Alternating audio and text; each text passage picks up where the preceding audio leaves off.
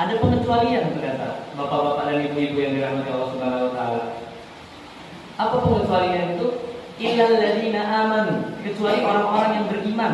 Orang-orang yang senantiasa beriman kepada Allah Subhanahu wa taala, beriman kepada para malaikatnya, beriman kepada kitab-kitabnya, kepada rasul-rasulnya, kepada hari akhir dan kepada takdir.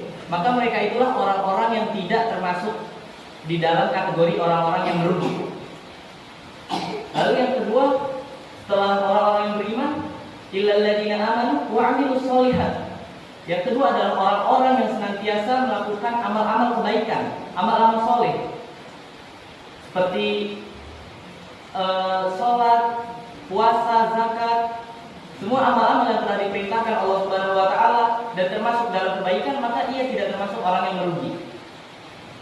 Lalu selanjutnya, illal ladzina amanu wa 'amilus sholihati wa tawassaw bil haqq. Orang yang senantiasa berada di dalam kebenaran.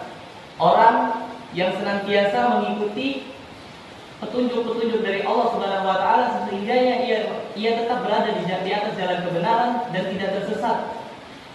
Dan tidak melakukan kesesatan-kesesatan, tidak melakukan kemaksiatan, maka ia termasuk golongan orang yang tidak merugi. Lalu yang terakhir adalah wa tawassaw bil haqqi wa tawassaw bis sabr, dan orang-orang yang senantiasa bersabar. Yang senantiasa bersabar atas musibah yang menimpanya, bersabar atas orang-orang di sekelilingnya dengan sifat-sifat yang manusia adalah makhluk sosial. Kita tidak tahu bagaimana pemikiran dia, bagaimana tingkah laku dia. Jadi kita harus bersabar atas apa yang dia lakukan kepada kita, atas apa yang dia lakukan mungkin kepada orang lain.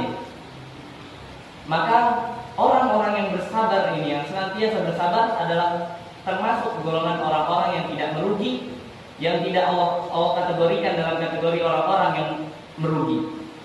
Maka dari itu, semoga kita semua dapat terhindar dari golongan manusia-manusia yang merugi. Dan Allah Subhanahu wa taala senantiasa mengistiqomahkan kita di jalan kebaikan, di jalan keimanan, di jalan amal-amal soleh, di jalan kesabaran, di jalan kesabaran dan juga di jalan kebenaran. Semoga kita dapat terus-menerus berbuat kebaikan dan Allah Subhanahu wa taala akan menghapus kesalahan-kesalahan kita yang telah kita perbuat di masa lalu. Sekian yang dapat saya sampaikan. Bila ada kurang dan lebihnya saya mohon maaf. Wal akhir, assalamualaikum warahmatullahi wabarakatuh. Waalaikumsalam warahmatullahi wabarakatuh.